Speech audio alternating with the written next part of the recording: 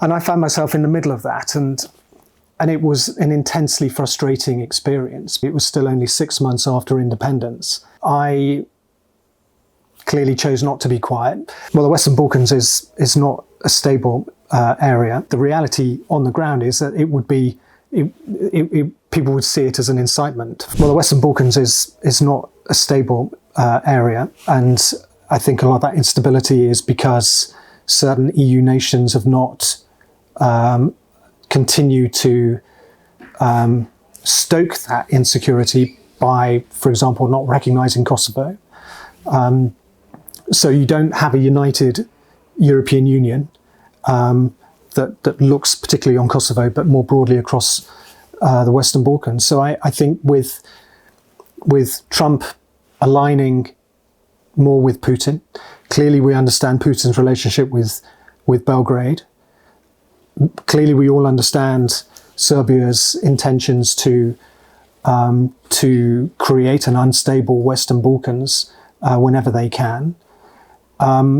It's a very difficult time. And whilst I don't think there is likely to be a kinetic conflict anytime soon, particularly as long as KFOR remains deployed in Kosovo, it's obviously much smaller now than it was when I was here originally. But KFOR plays an absolutely vital role in terms of deterrence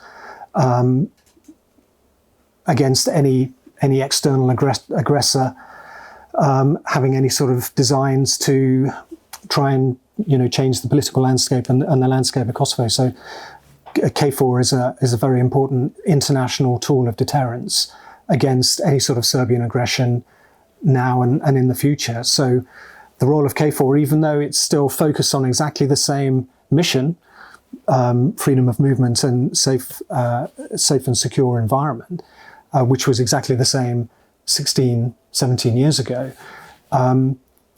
having their presence is very important, because the reality is that they have the military and they have the political strength to be able to deter any sort of aggression against Kosovo. Knowing the situation on the ground, it clearly would be the English phrase, a red rag to a bull, if the Kosovo Security Force was deployed into the north of Kosovo, even though it is Kosovo and it is part of the sovereign nation of Kosovo. So therefore, the argument is, well, why shouldn't the KSF be able to deploy there? But the reality on the ground is that it would be, people would see it as an incitement for some sort of retaliatory action from those small number of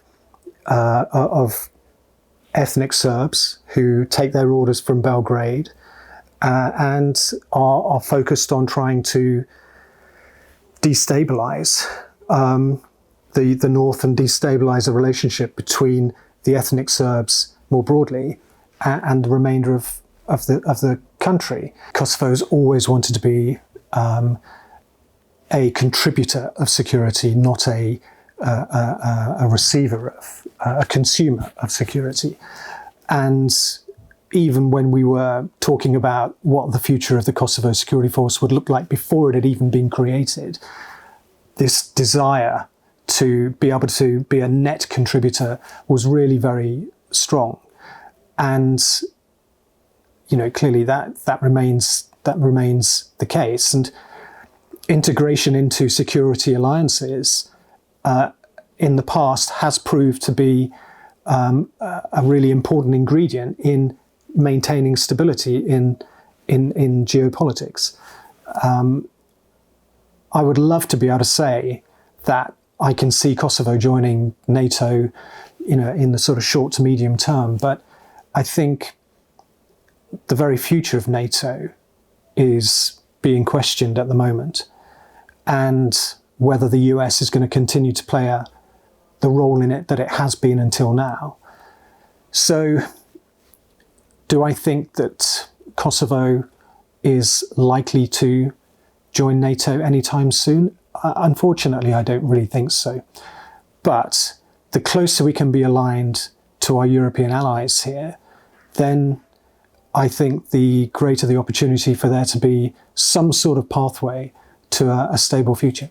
A brigadier general to sit quietly in the corner and just make notes and then report back to Film City what was happening in the Kosovo Protection Corps. But that was never going to be my approach to the job. It was never going to be how a British officer would understand that role. For us, I was the 19th liaison officer to the KPC, and it was clear to me that I had a duty to support and advise the Kosovo Protection Corps commanders as much as I could.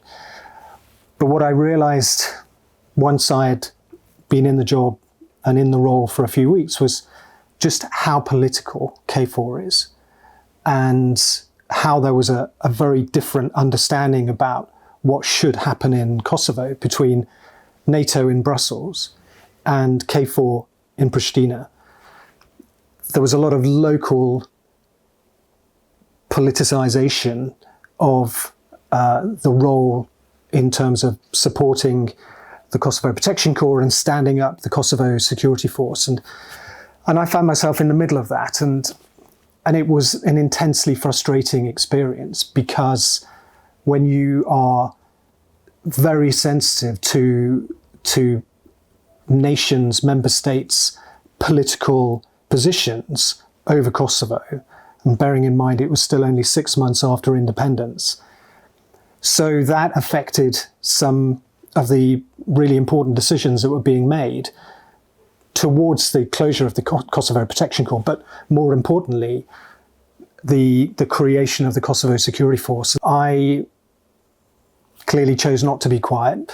I clearly chose to try and help advise and steer the Kosovo Protection Corps generals, try and give them the right advice so that we could close the KPC and start the KSF with a degree of dignity. I think there were some moments when I realised that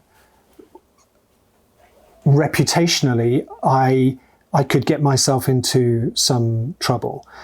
I always believed that the British chain of command would always support me, and in country, in Kosovo, I had a 2-star general, a British 2-star general who watched my back. You know, he knew that he knew what I was doing, and he knew that I was doing the right thing.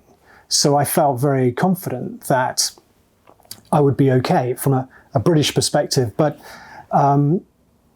obviously, as my time went on, it became clear that others saw me perhaps as an impediment to what they wanted to happen. Probably one of the really special moments, actually, and I've talked about it in the book, was the celebration to mark the closure of the Kosovo Protection Corps. We all, there was a parade close to where the Kosovo Protection Corps headquarters was based. It's obviously that building is used by another agency now. There was a very small parade. The president was there, but it felt like the end of school, the end of term at school. Everybody knew that everybody was moving on to something new. The Kosovo Security Force was imminent, was about to happen, and we all went to celebrate the closure of this organisation after 9 years, and we all went to Stone Castle, to the winery, and we had a lunch there. Really captured everybody's feelings about the past, but there was a really good, strong element about hope for the future. And